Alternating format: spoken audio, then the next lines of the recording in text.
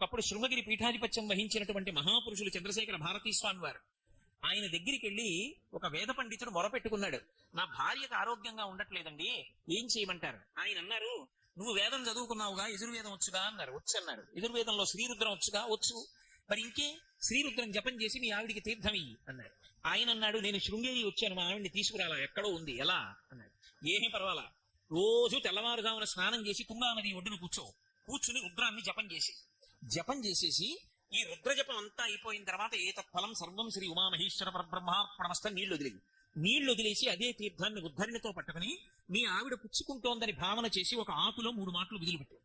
అకాల వృక్షహరణం, సర్వవ్యాధి నివారణం, సమస్త పాపక్షయకరం, శ్రీ ఉమామహేశ్వర పాదోదకం పావనం శుభం అంటూ 3 మాటలు ఆకులో వదిలిపెడుతూ మీ ఆవిడ పుచ్చుకుని తాగింది అని భావన చెయ్యన్నారు.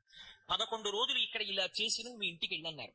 11 రోజులు శృంగేరిలో తుంగానది ఒడ్డున కూర్చుని జపం చేసి ఆయన ఇంటికి వెళ్ళాడు. వాళ్ళ ఆవిడికి పూర్తి స్వస్థత కలిగింది. నేను మీతో ఒక యథార్థం చెప్తున్నా, ఖండాంతరములలో ఉన్న వాళ్ళ యొక్క కోరిక కూడా రుద్రజపం చేత తీర్చవచ్చు.